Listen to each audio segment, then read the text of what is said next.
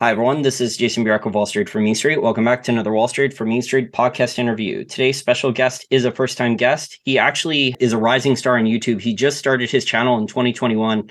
Already has over 30,000 subscribers, over 2 million views. He's cranking out content at a very rapid pace. Content format are these short little videos, so you can learn about global macro. You don't have to listen for 30 minutes, 50 minutes, an hour. He's putting out these condensed global macro videos and a lot of interesting topics. Jack over at Nobody Special Finance, thank you for joining me. Thank you, Jason. Appreciate you having me on. So, Jack, we were talking before we start recording. You said you've been putting out these videos recently about Japan and Bank of Japan, and you found something that no one else has noticed. So why don't you tell my listeners about it? Yeah, so there is a big change coming up at the central bank in Japan. It's going to start towards the end of March, around April timeframe. Long story short, Japan needs to increase, or they want to increase their military spending. Japan is going to double the size of their military over the next 10 years, or at least that's the plan. The problem is Japan has had such obscene, easy monetary policy for the last 23 years, really. Japan has been doing QE since March of 2001, nonstop money printing.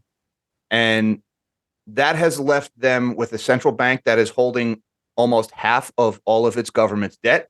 Interest rates are being held artificially low. They've been doing yield curve control. So the max rate on their 10-year yield is 0.5%. And there's just nobody in the world that's willing to lend them money at that rate. So if they want to be able to finance this big military buildup, because apparently World War III is going to happen, whether we like it or not, well, then they need to let their interest rates rise so that somebody would be willing to lend them that money. So the current head of the Bank of Japan, Hirohito Kuroda, he is out of here in April. And this new guy named Ueda is coming in to replace him. And it is widely believed that Ueda will begin to roll back their yield curve control policy to allow interest rates to rise in order to reverse the flow of capital back into Japan. And that is a very big deal for, well, everybody globally. For our listeners who are not familiar, Japan had an enormous bust over 30 years ago, actually. So they had an enormous stock market boom, an enormous real estate boom. At one point, I think a small amount of land in Tokyo was worth more than a giant amount of land in California. So that's how big the Japanese real estate bubble was. They had a tech bubble too, and then they had a bust. And then the Japanese government, the Bank of Japan, which is their central bank, went to very similar policies to what the Federal Reserve Bank did in 2001. Even worse, what the Fed did, Japan did on their scale to stop that. And there's been videos that have come out on Real Vision. I don't know if you've seen these, Jack, where there's hedge fund managers talking about all the accounting fraud at these Japanese banks just to make it look like they're solvent. But they've basically been zombie banks and insolvent, getting bailouts and all these rules changes, very similar to the large US banks and the European banks post 2008. Just so that way Japan has slugged along, but it's been a mess where the government has just kept spending more and more debt, and Japanese people, their pension funds, their banks just bought all these Japanese government bonds at artificially low interest rates for about 30 years? Yeah, I hadn't seen the Real Vision videos, but everything that you just said makes complete sense. I mean, some of these numbers, most would agree here in the States, we have some form of a debt bubble, debt problem, spending problem, right? I don't think many people would argue with that. But in Japan, it is just a whole other level. Debt to GDP here in the United States, I think it's something like 130% right now, 133%. The debt to GDP in Japan is 263%. So if we have a debt problem here on a per person basis, or on a per GDP basis, the debt pile in Japan is twice the size of ours. The monetization of government debt, the Fed printing money and then immediately lending it to the government and buying these bonds in order to suppress interest rates, right? All that QE that the Fed did in 2008, and then everything they did after the unfortunate health situation in 2020, the United States, we have about 17% of our government's debt is held at the Federal Reserve now. In Japan, it's over half. The Bank of Japan has monetized a full half of all government debt in Japan. So everything and the rest of that debt is owned by either pension funds or Japanese banks. So over 70, 80% is owned by a large chunk of entities. Yeah. So now they have the problem, war looks I hope it's not inevitable, but it's starting to look that way. Japan, the first island chain, is the front line if this war ever breaks out. There's every couple of weeks, another North Korean missile test sails right over their heads in Japan. And so they are massively looking to scale up their military. They're fielding aircraft carriers for the first time since World War II. I mean, Japan had a very pacifist ideology after World War II, so they spent very little on defense. Now they are rolling that back, and they are looking to double their military spending. That means they need the money that has been fleeing the country for 30 years. Anybody get their wealth out, got it out. They need that money to come back, and the only way to do that is to let those interest rates rise. Now but they have a math problem, right? So they're trapped. It's similar to what the Federal Reserve Bank is. The U.S. and the Federal Reserve Bank are not as far along as Japan, but I mean, Japan's basically, the Bank of Japan, the Japanese government is basically trapped because their debt is so big they can't even afford, with simple math, a 2% or 3% rise in interest rates, though, to service the interest payments on their debt. So now they've gotten a severe math problem, and they have the same problems we have of declining birth rates. It's even worse, the declining birth rate in Japan. So they have fewer workers aging into the economy, producing, and they have more people aging out of the economy where they become a drain on government resources. And they don't have the flow of immigration that we have here in the States, which at the very least provides additional productive labor into the economy. Japan does not have that. They have almost no immigration into Japan. So yeah, their problems they don't want a ton of immigration, though, because their society is fairly xenophobic in terms of a lot of immigration and permanent residency for a lot of foreigners. So I have friends who tried to move to Japan, and you have to have a lot of qualifications to get Japanese citizenship if you're a foreigner. So you have to prove that you have a job or a career and that you could help the economy. There's all these things that you have to prove just to get citizenship as an immigrant into Japan. But these Japanese companies are going to survive, though. So like Toyota, Honda, I mean, they're building plants here in the United States. So, I mean, these Japanese companies are still making profits. They're just hiring they're building factories here in the United States and hiring American workers. So here's where it gets really interesting, though, because now you have to factor in, we're here in the States, right? We've got rates on the rise. We've got a Fed that is engaged in QT, raising interest rates. This is the fastest pace of rate hikes we've ever seen. It's still going on. They're higher for longer has been kind of the thing for the last few weeks. And then we've got a government that, of course, is just flooding the markets with supply of bonds. They're not at the moment because they hit the debt ceiling. As soon as we raise the debt ceiling, they're going to flood the market with even more bonds, which is going to stress liquidity even more. Now factor in a possible reversal of 23 years of capital flight out of Japan and back into that country. So you'll see capital leaving the United States back for Japan at a time when interest rates here are already on the rise. This is going to even further stress liquidity and add even more pressure to interest rates here in the States. And that's why what's happening with the BOJ, this transfer of leadership that's going to take place at the end of March, early April timeframe, could really stir things up globally, right? When we have this global debt market that is a mess for all intents and purposes. But now if you take this relatively stable corner of the debt market, Japan, that hasn't really been a thing since 1999, and now they start letting their rates rise to bring that money back, what's Europe going to do? Europe is having a hard enough time maintaining liquidity. The U.S. is going to be having a hard enough time maintaining liquidity. So I think we're going to hit a government debt crisis. It's going to be global. I can't tell you which countries are going to hit the wall first. I mean, in terms of probability, maybe emerging markets, maybe Japan or the European Union, maybe the U.S. is saved for last. But for listeners out there not familiar, Japan actually owns, officially at least, the largest amount of U.S. treasuries. It's over $1 trillion still. And only a couple months ago, I think they sold about $90 billion worth of treasuries. They needed the cash. They needed those dollars to go and defend their currency exchange rate, because the Japanese yen, the exchange rate of the Japanese yen against the dollar, was just going wild at one point. I think it's come down a little bit, but they're in the proverbial trap box here, where towards the end of all government debt crises and central banks, they have a choice. Either they can protect their government bond market, or they can protect their currency exchange rate. They can't normally do both. But Japan was able to get away with this for over 30 years. and they defied financial history for so long. They were the only country doing this. Also, there was a lot of other reasons as well. I mean, the Japanese economy was running trade surpluses. Japanese people were saving, and they were obediently buying Japanese government bonds, even at low interest rates. So that was all part of it. But it seems to me like with basic math, Jack, that we've finally hit the wall here.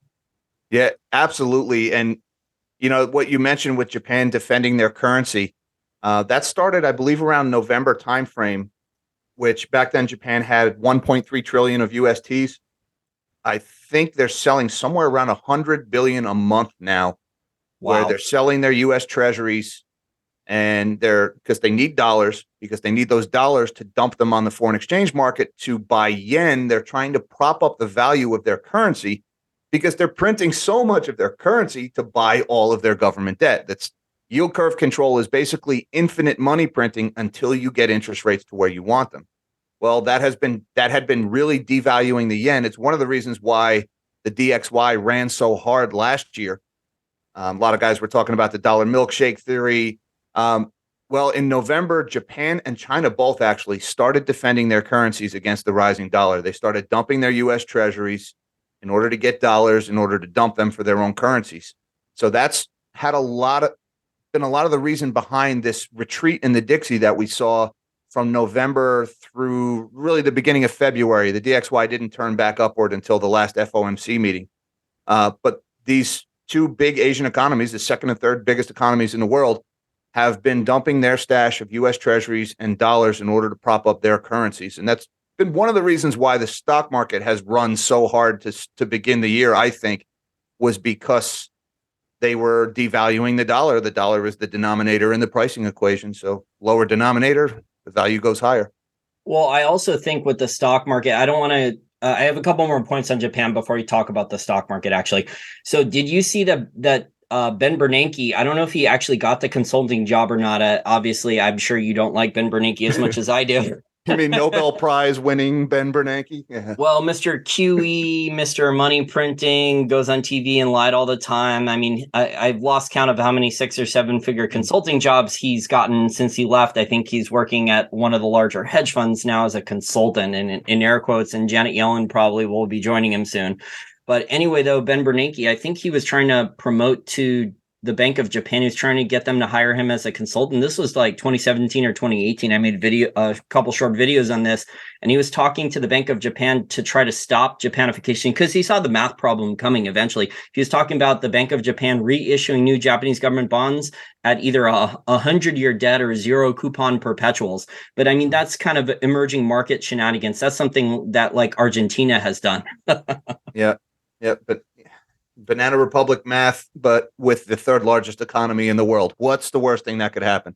Ben, you did a good enough job with ours leading us into the GFC. I think we'll take it from here, Ben. Thanks. Thanks for putting up things. This is all because governments don't want to cut spending. I mean, rationally in the past, right? In financial history, when things got this bad, the governments, to stop a currency crisis, would voluntarily cut spending or come up with a default, or in the past in financial history, they'd have to go back on some type of gold standard or pseudo gold standard or fractional gold standard to try to protect their currency and exchange rate.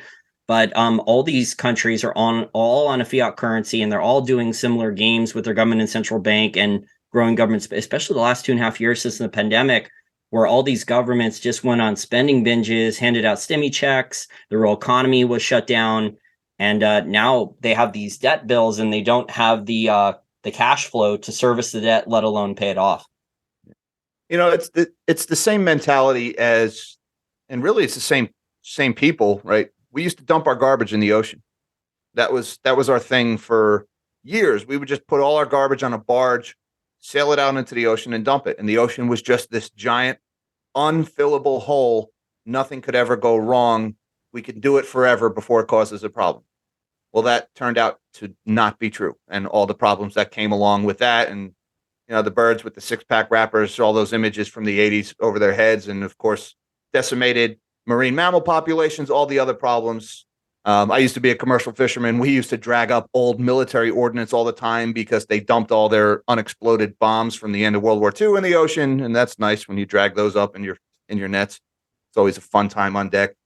Well, we're seeing the same situation with government spending, right?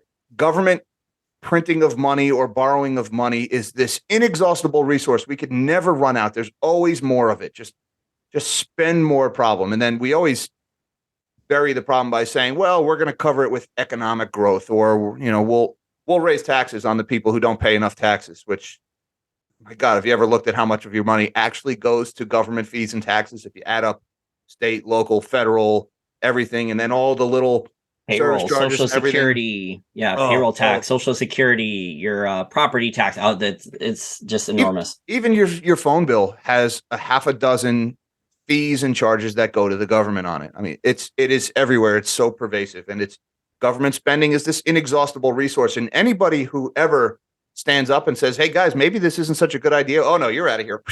You want to throw grandma off a cliff, or you don't care about poor people, you're out of here. Well, sooner or later, adults are going to have to take over again. But today is clearly not that day, because, like I said before, we're like just steaming blindly into World War III. Well, that doesn't exactly cut spending, does it?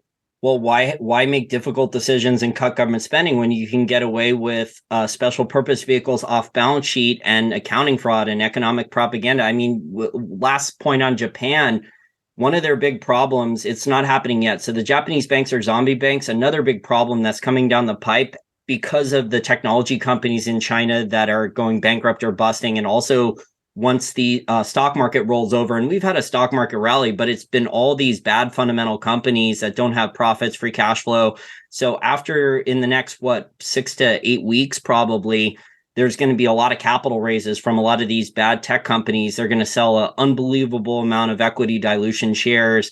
That's going to end the stock market rally for a lot of these bad fundamental tech stocks. The insiders are going to be dumping even more shares than usual. I think one of the CEOs at one of these tech companies dumped 90% of his shares after he went on TV on CNBC, did an interview and did pump and dump and got away with it. But these large companies, like I think Japan's one of their biggest problems besides their government bond market is SoftBank. But if they can get away with accounting fraud, if they don't have to be honest with generally accepted accounting principles and list all their losses, I mean, it's just ridiculous what these large companies get away with rules changes, goalpost moving, and accounting fraud. We saw this in the U.S., Jack, with the large banks. They didn't have to mark their losses to market, and the banks got an exemption from the FASB in March of 2009 for legalized accounting fraud. Yeah, and I also see this same thing playing out a lot in China, and I don't want to get you in trouble with the bot army or anything, but a lot of what's happened with the real estate bubble in China, that story kind of fell out of the headlines. But these companies are sitting on these massive developments that they've built, and they're leaving them on their balance sheet, and they're not doing a mark to market on them. They're just leaving them there for what they claim they're worth, or what they were selling for in 2019, or what they paid to bill them. If you actually mark these things to markets, these companies are all instantly insolvent, and it's fraud. And then the story was in Bloomberg yesterday that the Chinese government is strongly urging, which, means gun to your head, don't you dare disobey, that all of these Chinese firms stop doing business with the big four accounting firms from the States. Well, when they all fire their auditors at the same time, that's not such a good sign. What's funny is a lot of those auditors, Jack, normally are okay with the accounting fraud as long as they're paid enough money. You want to pay me how much to look to the left? Okay. Well, most of those big four accounting firms, they're here in the DC metro area. They're consulting companies or accounting firms, and they're doing auditing for the Pentagon. I mean, look at the Pentagon's accounting here. Oh yeah, they run a real tight ship over there. Real clean books over at the Pentagon. What books? And another thing I mentioned, China. We had Bao Fan. I forget what they called him, but he was like the man with the golden touch over there in Chinese banking, the deal maker. He disappeared last week. Nobody knows where he went. This superstar banker who committed the cardinal sin of becoming very popular in China. They Jack Ma'd him. I don't know if you remember, Jack Ma disappeared in 2021. Yeah, but he reappeared. He reappeared, though. They were keeping his family hostage. So they were making it so him and his family could not leave the country together. So either his family could leave the country and he had to stay, or he had to leave the country and his family had to stay.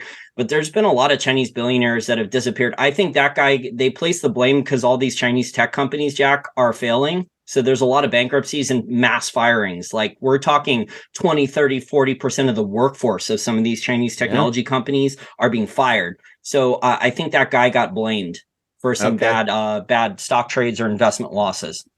We also had a couple of high profile bankers were booted from their position at the Communist Party last week. So there's some kind of a banker purge going on in the CCP right now, and it's happening right as the PBOC is pumping liquidity into the market at the highest rate ever. And, that real estate bubble never quite went away.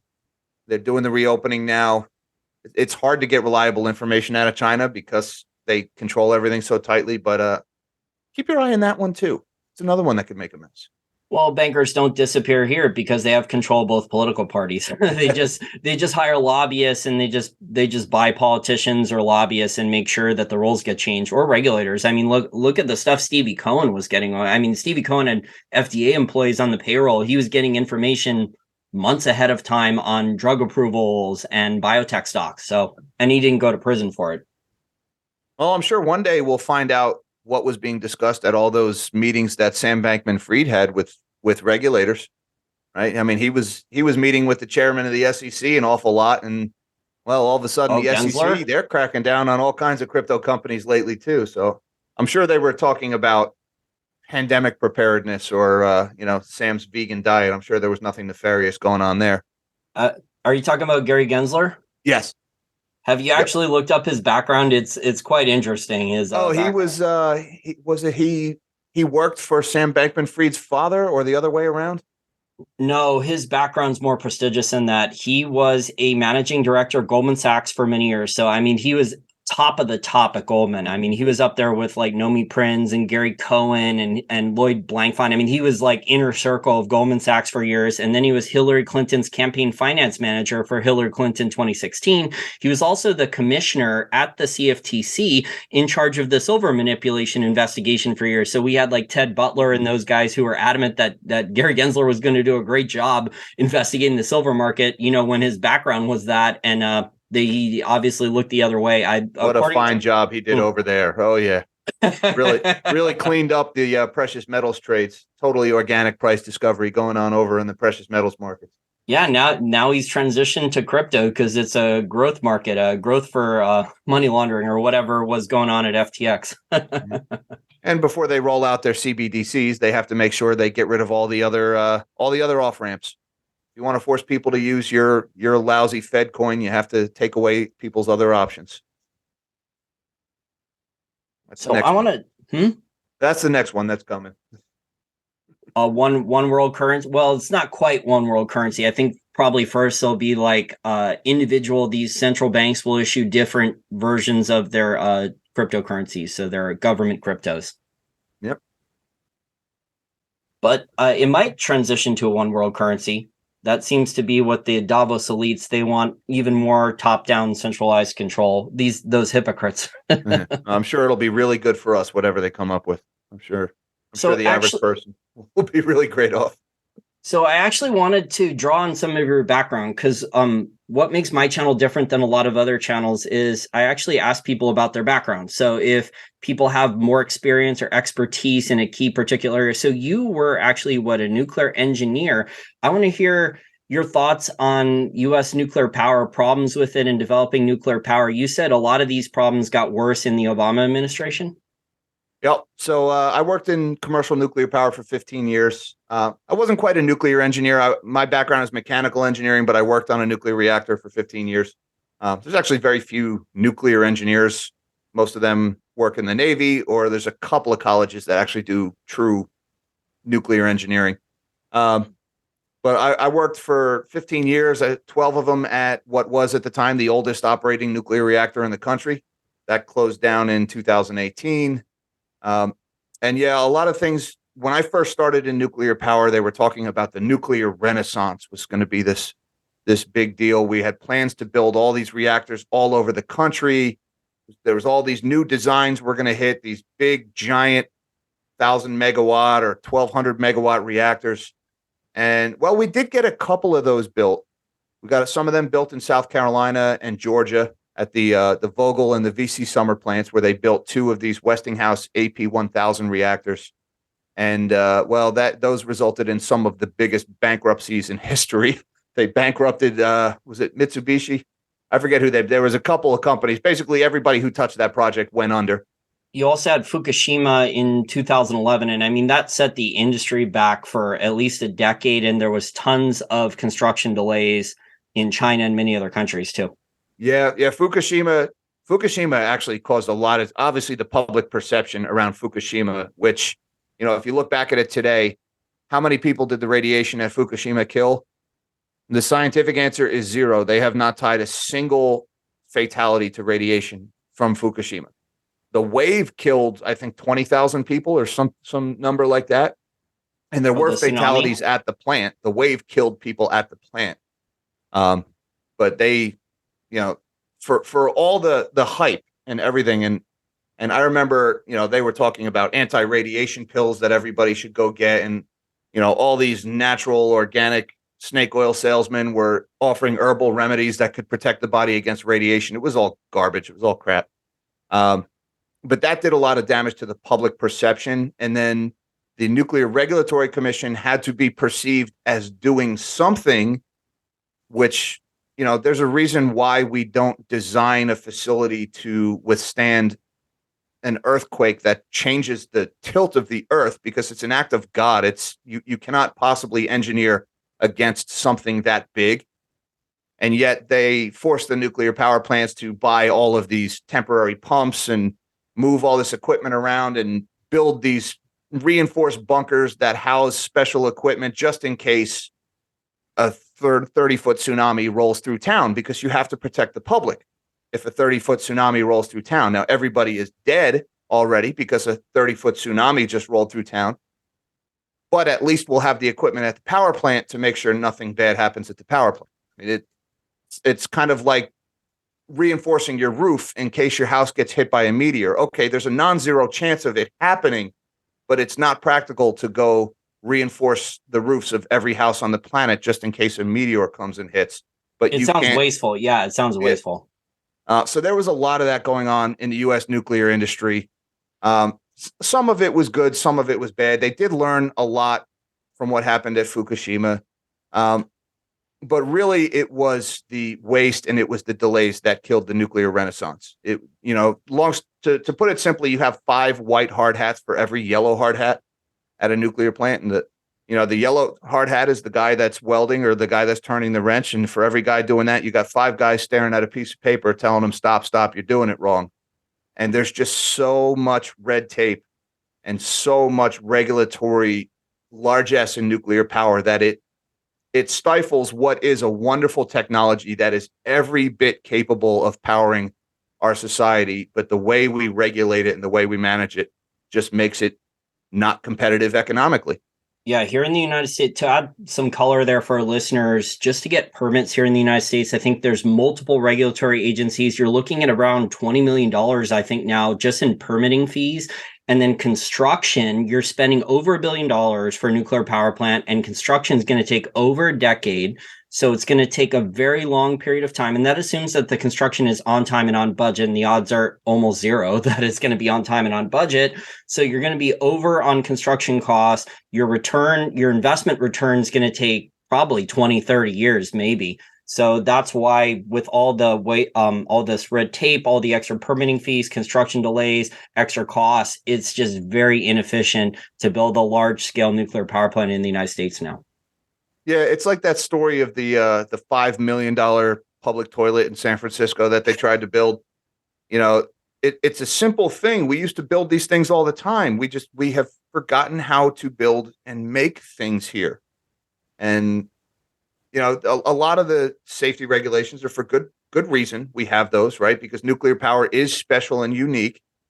But there is not a power source that comes even close to the safety record of nuclear power. Not even wind and solar can come close. I mean, if you actually look at the injuries and fatalities per 100,000 man hours worked, I don't have the numbers right in front of me, but nothing comes close to nuclear safety record.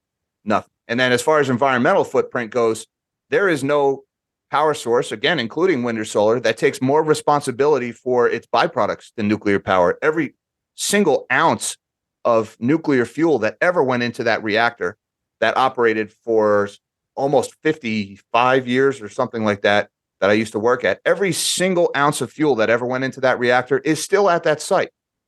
Nothing went up into the air. Nothing went into the water. It's all still sitting there, right? There's your gas tank, you just blow it right out your exhaust pipe. The coal plants right up the air. And even solar panels. Have you ever seen the mines where they mine the equipment to make solar panels in the factories? They're some of the filthiest places on earth.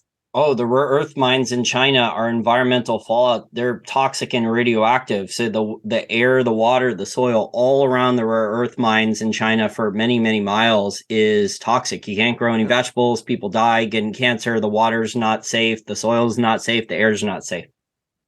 But, the problem is nuclear is scary and radiation is scary. And, it's fear sells. And, the press buys into it also. And, I wrote a lot of letters, a lot of angry emails to a lot of press outlets in 2011.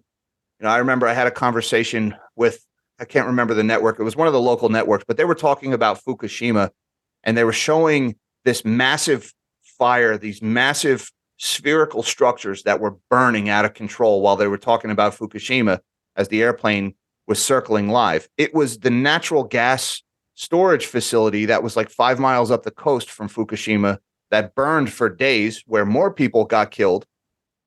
And they were talking about Fukushima while showing these raging fires. And I remember calling up the network and I was like, tell whoever's flying your helicopter to turn right and fly for 5 miles and he'll find the nuclear plant. You're looking at, and I gave him the name of the natural gas plant that you're talking about right now. Like, that's not the nuclear plant you're showing right now.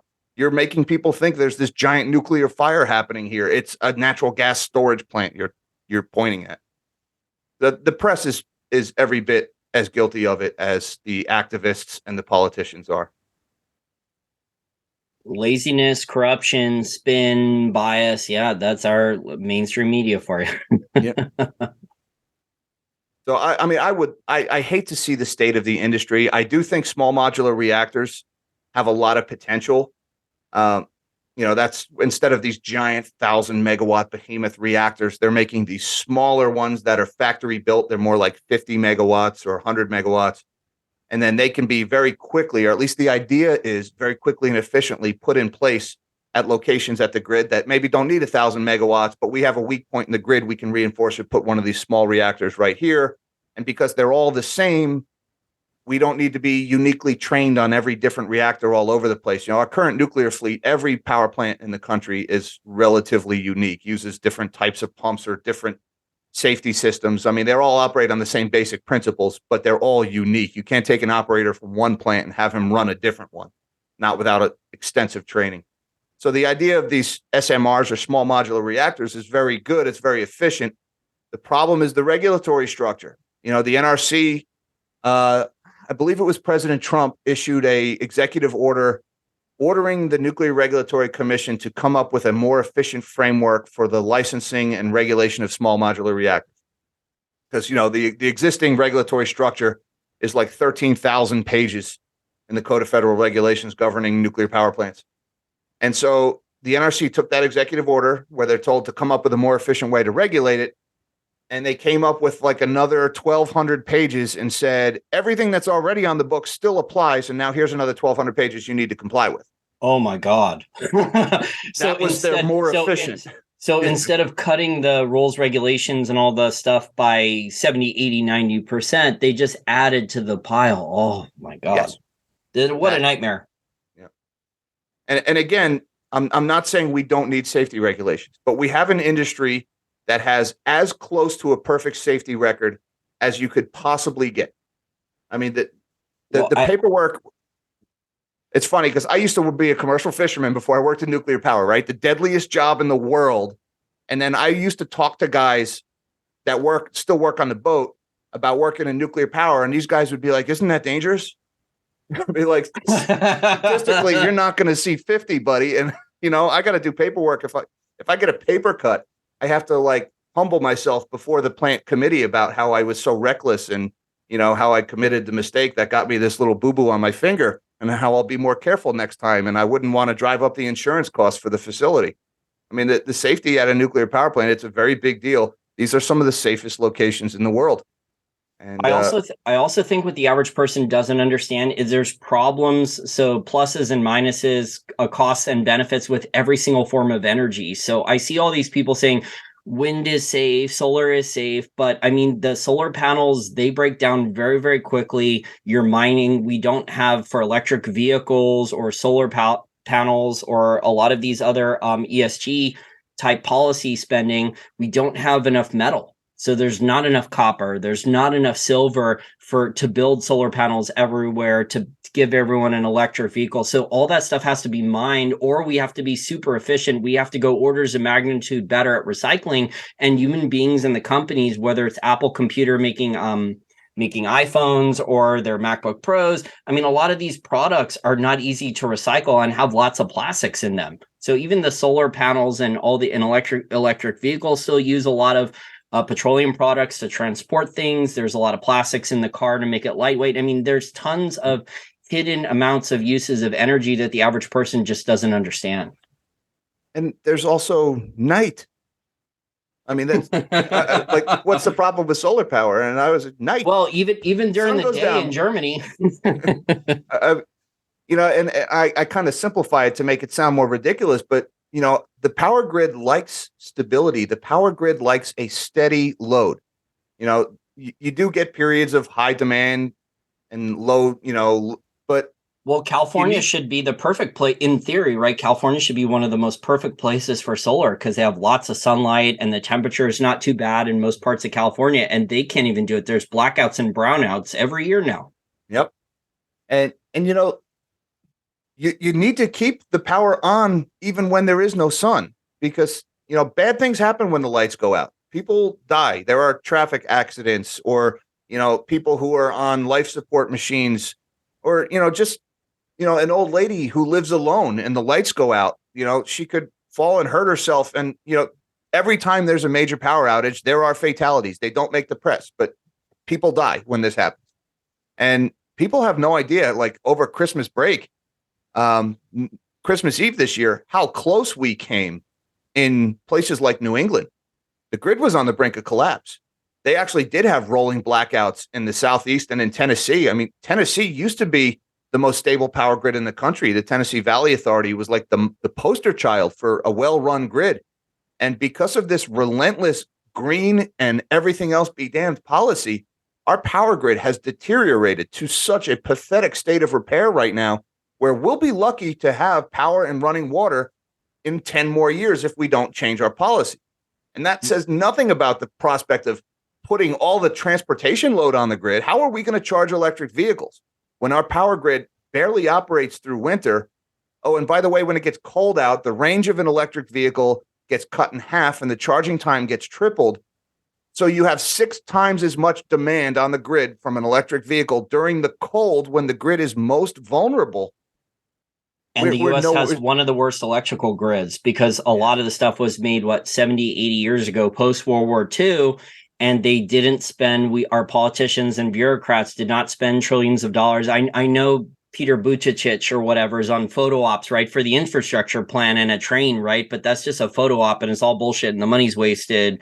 The money's not actually going to upgrading the electrical grid because a bird or a tree or some wind knocks out a power line, and then there's no power in a neighborhood for a while. You mentioned New England. I mean, there's tons of natural gas that's not far from there in the Appalachian Mountains. They're drilling it right now, EQT and the other natural gas producers.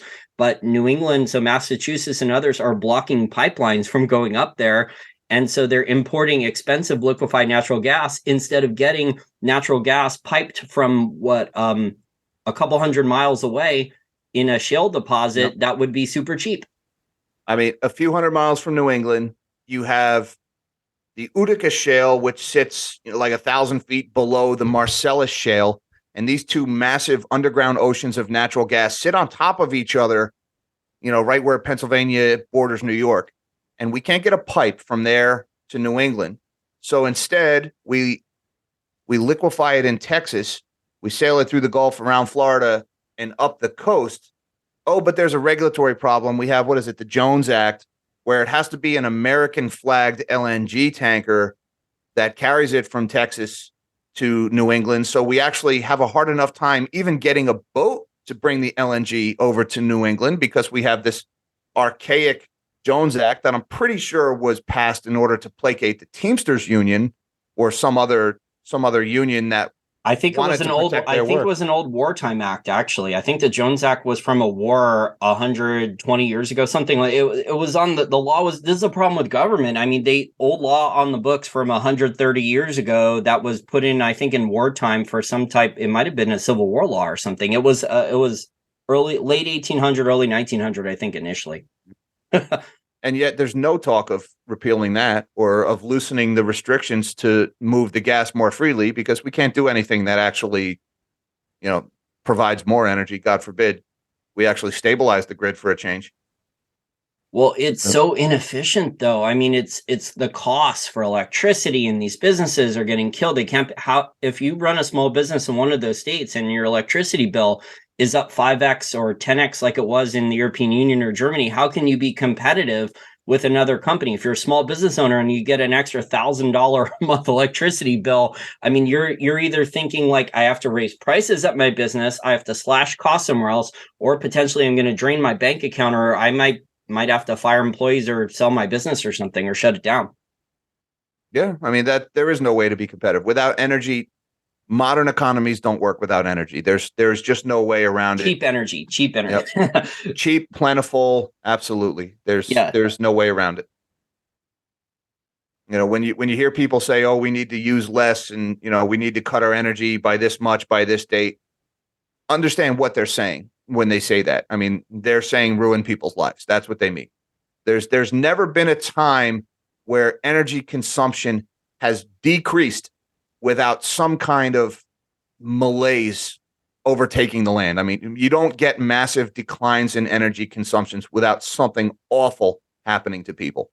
Well, I think it's forced, right? It's the Davos crowd. So these rich billionaire champagne socialist hypocrites that are do as I say, not as I do types, and they're Malthusians. So they want the private jets. They want the $150 Wagyu ribeyes with the tomahawk ribeyes, right? But they want us to not use energy and to eat bugs and be poor, pay more taxes, shut up, be brainwashed.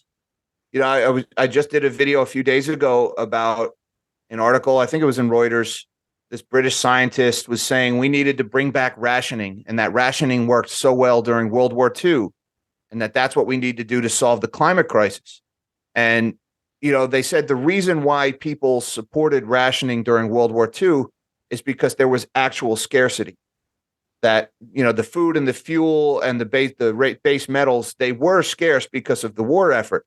And that the key to getting the public to accepting rationing was to first create scarcity. And they actually advocated that through government regulatory repression, that they create artificial scarcity among precious resources in order to coax the population into accepting government mandated rationing. And then, of course, the central bank digital currency is the perfect tool to implement such a policy. And as it happens, the BOE is rolling out their CBDC test plan right now. Of course, they call it a test. They've already decided to do it. They just need to create the crisis first.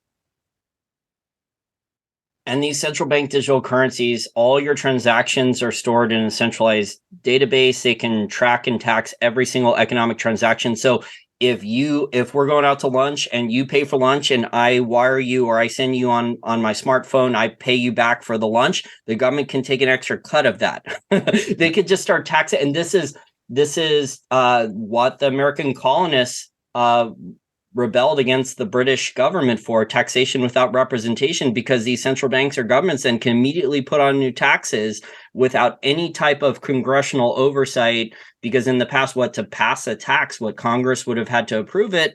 Now these central banks or politicians and bureaucrats can almost do it at will now once these central bank digital currencies are implemented. Or you get a social credit score ding. So you say something they don't like on social media, you get fined. They could do all these different types of things. Oh, yeah. And, we had a woman, thank God she was withdrawn from consideration. Her name was Saleh Amarova. She was a full-blown, in my opinion, card-carrying communist who was nominated to be the controller of the currency. And she was a big proponent of CBDCs. And she flat out said that they would be able to use CBDCs to implement QT and QE directly, i.e., when the central bank wants to limit the supply of currency, literally reach into your account and delete your money, not take it, not tax it, or like just delete it. It doesn't exist anymore. And of course, if the government can do that, well, then they can selectively choose who they quantitatively tighten and who they don't, can't they? And that's when things like social credit scores and do as I say, not as I do comes in. And then look at how things went in Canada, where you had the prime minister didn't like a certain protest that was going on. So what did he do? He declared an emergency, and he had the financial assets of anybody who donated to a GoFundMe frozen. He destroyed people's lives. You can't buy food. You can't pay a doctor. You can't pay your mortgage. So the central bank digital currency just makes that all the more simple. It is a tyrant's dream come true. Well, we had politicians and bureaucrats shut down small businesses, tons of them during the pandemic. I mean, there were gyms and restaurants and bars and other businesses that were basically forced to be shut down during the pandemic, where the business owner could have figured out a way to survive and they didn't.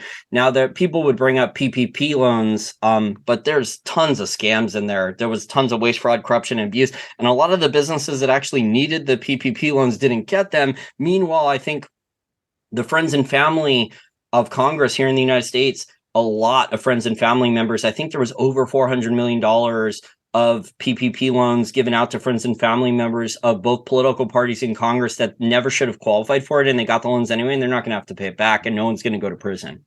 I could tell you, they're still back at the Jersey Shore where I'm from. I don't normally say that because the idiots on MTV made it so bad. I didn't come from that part of the Jersey Shore.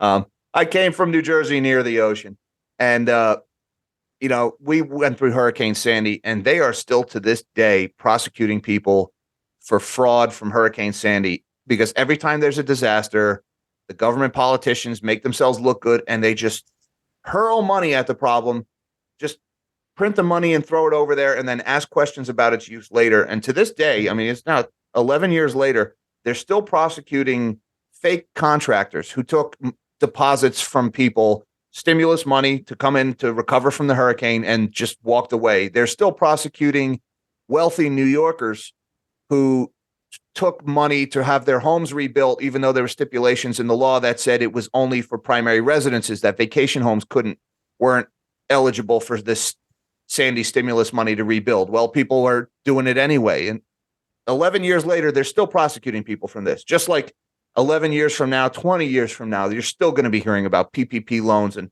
this guy was a crook and this guy took money even though he wasn't eligible, because they throw the money in there first and then they ask the questions later, and the vultures and the rats just come out of the woodwork every time. And at the national level here in the DC metro area, the average person doesn't understand this, but as a general rule, though, the more money that the Federal Reserve Bank prints and that big government here in DC spends, both political parties, the more money that is spent, the more money that could be stolen or siphoned off. So there's more waste, fraud, corruption, and abuse. There's almost no one from either political party talking about cutting spending. I mean, it's all I hear about is we need to spend more on infrastructure. They need to give more money to Ukraine. There needs to be more foreign aid to Ukraine. That means the military-industrial complex, all the think tanks here, they're going to get to charge more. There's going to be more old there's going to be more old tanks, planes, guns, bullets ordered that the military-industrial complex needs to resell. So everyone has their hand out, and they're going to get paid enormous sums of money for doing almost nothing, or basically just figuring out how to work the system instead of actually providing value for the economy. Yeah, and it's all starting to come to a head, and it's all starting to blow up in their faces, and that's when these people get really dangerous, is when they get desperate. And that's when, the tyrant's playbook says start a war, when things get really bad. Right? They've engineered a stock market rally, though, Jack. I mean, things are happy. We have a new bull market. We'll see how long that bull market lasts. Yeah. By the way, I'm not sure. Are we actually in a bull? I know Jim Cramer said it was a bull market. By the way, he nailed the top within like 50 seconds when he tweeted that it was a bull market during Powell's interview with David Rubenstein at the DC Economic Club. I mean, he called the top in the market like to the minute when he tweeted out that it was a bull market. I don't see his tweets anymore because I had a fan art contest a couple years ago, and I had people submit his picture as a clown, and he found out, so he blocked me on Twitter. Yeah, he's a big fan of blocking people on Twitter, I'm sure. And but you can get snapshots of all of his tweets if you follow the inverse Jim Cramer account, which is hilarious, by the way, on Twitter also. Yeah, just wait until the next stock market crash, but that crisis might give them an excuse to roll out even more quantitative easing in the central bank digital currencies. We'll see what they have planned. Because normally they'll say, oh, we're going to give you a STEMI check, but then in exchange, you have to give up more of your rights, or you have to agree to a Fed Now account, a full Fed Now account, and put more of your checking accounts or bank accounts tied to government control. Absolutely. They'll absolutely use STEMIs to get it put out. That will, I mean, you saw in 2021, if you put $600 in someone's mailbox, they'll look the other way no matter what you do. I mean, they stole $5,000 in value out of people's checking accounts through inflation, and they gave them $600 back in their mailbox and said, "You're welcome." And most people were just so happy to accept it. So a little bit of stimulus goes a long way. You can get people to agree to anything with a check in their mailbox or their CBDC stimmy money. Absolutely. That's how they'll do it. Well, even Lord Keynes himself, John Maynard Keynes, said that not 1 in a million people can actually recognize inflation or what causes it. So he even called it a stealth tax. That was probably one of his real moments of honesty.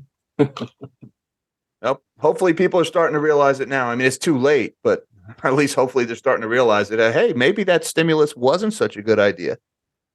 Well, there's inflation hedges people can buy to protect themselves. I mean, commodities are hated right now, a lot of them, and there's the ability to buy, and over time these things will probably do pretty well.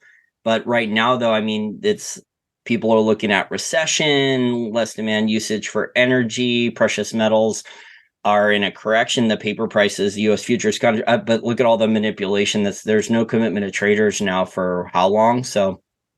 Yeah, something's going on. I mean, the precious metals, those books have been so cooked for so long. And energy, you mentioned that. Man, we've had a lot of inventory builds in the oil market these last couple of weeks. A couple of weeks in a row, 7, 8, 9, 10 million barrels per week of inventory building up. We're being told how strong the economy is. We're being told how strong the consumer is. And, this no landing craziness that I'm starting to hear about. How come we're not burning any oil? Well, that's only in the U.S. I mean, like, they could ship that oil as a refined finished product, diesel or gasoline, outside the United States for enormous profits. But the Strategic Petroleum Reserve is still down enormously. I mean, they're dumping the Strategic Petroleum Reserve to kind of keep the oil price in check. Well, so yeah, that did end. They supposedly, anyway, they ended that in December. And that's the thing, you'd think, because that was I think 7 million barrels or 5 to 7 million barrels a week they were dumping. And that went away at the end of December. So maybe it took a few weeks for that oil, that last bit, to hit the market. But the inventory is piling up right now. You'd think with all that supply supposedly being taken off the market that we would now be seeing inventory drawdowns, but we're not.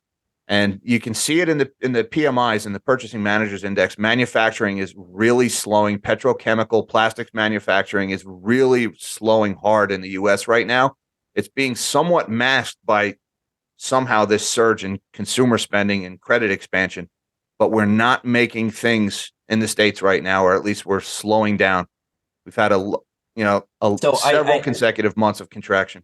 I actually wanted to talk to you about the consumer spending. So I don't think the consumer spending is from discretionary items. So the Purchasing Managers Index, that would indicate that consumers are not doing a lot of discretionary spending.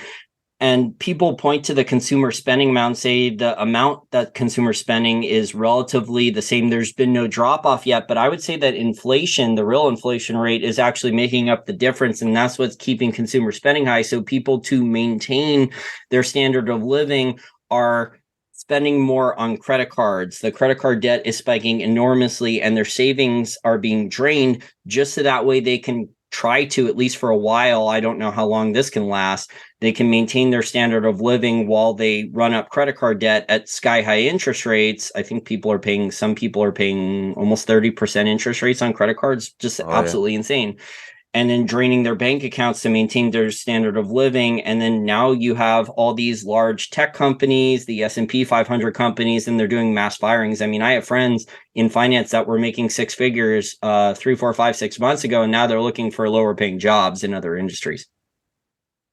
Yeah, we had about $20 billion in new consumer spending in January. The consumer spending report came out last week or 2 weeks ago. It was a big shock, 3% month over month growth in consumer spending, which, assuming that doesn't get revised down later on, which may or may not happen. But we saw a $20 billion surge in consumer spending. 16 billion of that was consumer credit expansion. All right. So almost all of that surge, almost all of that strong consumer that they just love to talk about on CNBC, it was all debt. All right. Now, the remaining 4 billion, I think wages are up like 3 or 4% year over year or some number like that. So if you look at the actual rate of inflation, which go to johnwilliamsshadowstats.com, will tell you we're actually somewhere around 15 to 17% right now. And then you had 3% wage gains. So you're looking at negative 12% year over year in real wage growth for the average consumer in the US. So what is he doing? He's putting all of his food and his gas on the credit card. He's limping along, running up his credit card balance. All the while, the Fed is jacking up the interest rate on that credit card balance. It's not going to end well. And I could tell you the Fed is slowing down the interest rate increases. There may be a couple more quarter point hikes. I know a few people at the Fed were talking about 50 basis point increases. They're running out of room here to raise interest rates, but they're not going to cut them very quickly. And as these higher interest rates start to get priced into the economy, into commercial real estate, home prices, mortgages, credit card debt. The main one I think is corporate debt. So real estate debt for commercial real estate, for mortgages for that. And then also for corporate debt. I think we're going to see a lot of bankruptcies from a lot of different companies in a lot of different sectors. It hasn't happened yet. We've had a stock market rally from a lot of these tech companies that could potentially go bankrupt or sell out for pennies on the dollar. This is going to happen over the next 6, 12, 18 months as those higher interest rates get priced in. You're going to see these companies look at their balance sheet and their funding because they're not making the profits and free cash flow. They're not easily able to sell shares. And they're going to say, we need to go raise capital. And that'll probably stop the stock market rally for a good amount of them. At least historically, that is what happened, especially with these higher interest rates, because that means capital is very expensive for most people. Yeah, you mentioned commercial real estate. There was an article just today. Actually, I just wrapped up shooting a commercial real estate video like 10 minutes before we started this interview. I haven't edited yet, but I'll be putting it out later tonight. 2 stories caught my attention in commercial real estate today. Google is telling their employees to share their desks. They're saying come in half the week, and then the other half, your other employee who shares your desk can come in so they can downsize their commercial real estate footprint. You had PIMCO defaulted on a $1.7 billion commercial mortgage for 7 different towers in 7 different cities across the U.S. Last week, we had Brookfield defaulted on about $750 million in CMBS for these 2 big towers in downtown Los Angeles. I mean, the crumbling of the commercial mortgage-backed securities market, it's still very low. The rate of delinquency is still very, very low, nowhere near the all-time highs, but it's starting already. These loans are coming due for maturity. They can't refinance into these higher rates. If they do, they need to raise their rents in order to cover the interest payments on these mortgages. Well, their tenants can't afford those higher rents, especially not when their offices are sitting empty. So there's a reckoning coming in commercial real estate. It's already starting. CMBS issuance is down 85% versus a year ago, and the market is just frozen out. And you also have in the last 4 or 5 months some of the larger commercial real estate funds, Blackstone and I can't remember Starwood, I think the other one, and they block redemption. So those are all red flags that the crash is not imminent, but it's coming. But we're in an environment post 2008, Jack, where the Federal Reserve Bank and the U.S. federal government can just change the rules. I mean, so what we could see happen then is the Fed gets wind of this, and then all of a sudden they just start buying like they did with mortgage-backed securities. And I think the Federal Reserve Bank owns about $3 trillion of mortgage-backed securities now. That's residential mortgage-backed securities. They could just start buying these commercial real estate mortgage-backed securities. I think Wells Fargo at one point had around 1 trillion of them. There was an article going around about 2 years ago saying they had about 1 trillion of them hidden off balance sheet. But I mean, at some point, the Fed could actually start buying all these, just create fiat currency out of thin air, buy these things up, pay 100 cents on the dollar, or give a hedge fund or private equity a zero interest loan to go buy them. And then, or they could stick them off balance sheet in a now legalized special purpose vehicle. I mean, we're just in the new normal now is not honest or transparent, especially with fiat currencies and governments changing the rules. Yeah, the Fed, they're sitting on. I just brought up the St. Louis Fed graph. They're still sitting on 2.6 trillion in MBS on their balance sheet.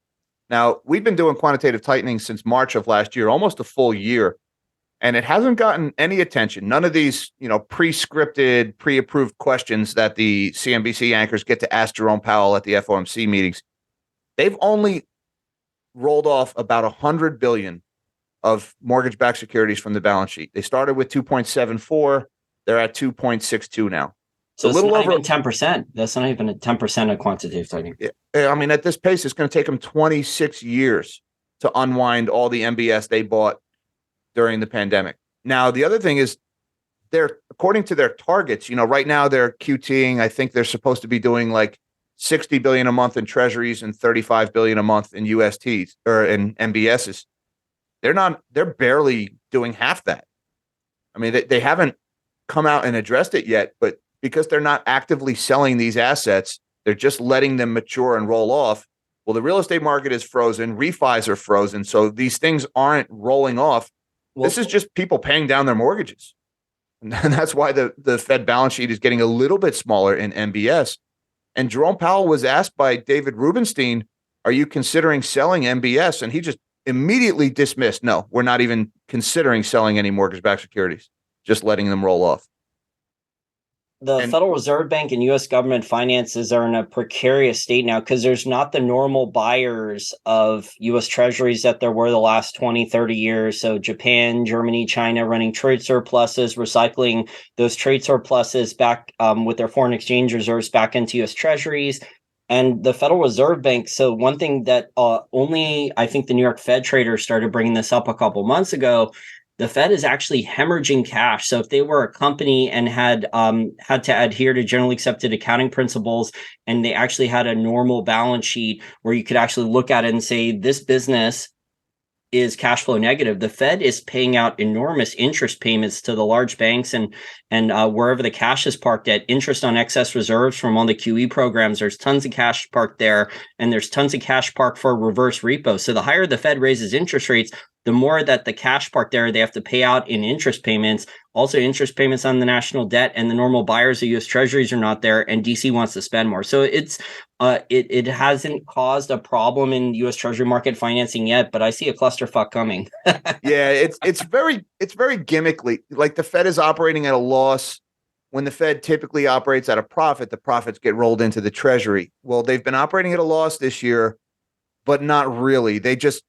They put a negative gain on their, I don't even think it's on their balance sheet. They put a fake accounting thing there. So they plugged the hole with fake accounting. They were allowed legalized accounting fraud. So really they should be hemorrhaging tens of billions and they should be deeply cash flow negative. But because they're the Federal Reserve Bank, they don't have to adhere to legalized accounting. They get away with accounting fraud, similar to the Pentagon, I mean.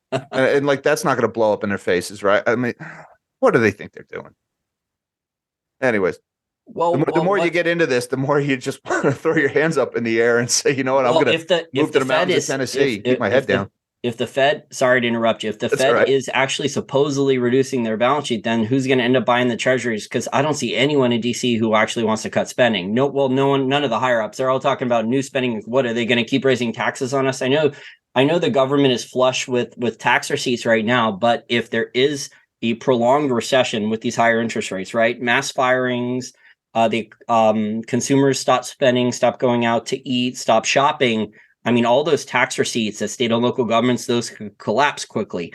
If the Fed keeps interest rates here, I mean, the odds of our asset prices really going to stay this high. If asset prices collapse, there goes all the property taxes. Well, there first will be income tax and capital gains taxes for stocks, bonds, and real estate. You're going to have a government funding crisis like in 2008 and 2020. Yeah, I think we'll see some of that this year because there sure as heck won't be the capital gains taxes from 2022. Not after the bloodbath in the bond market and everything that happened in stocks in 2022, not to mention crypto.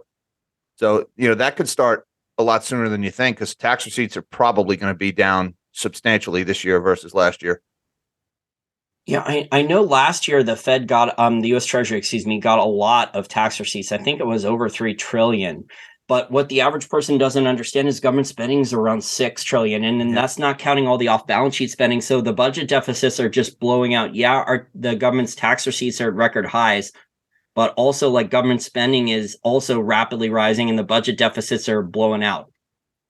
Yeah, I have this conversation with a lot of people. I meet somebody, they find out I run a finance YouTube channel, and they're like, oh, great, fix all my financial problems in a 5-minute conversation over a drink.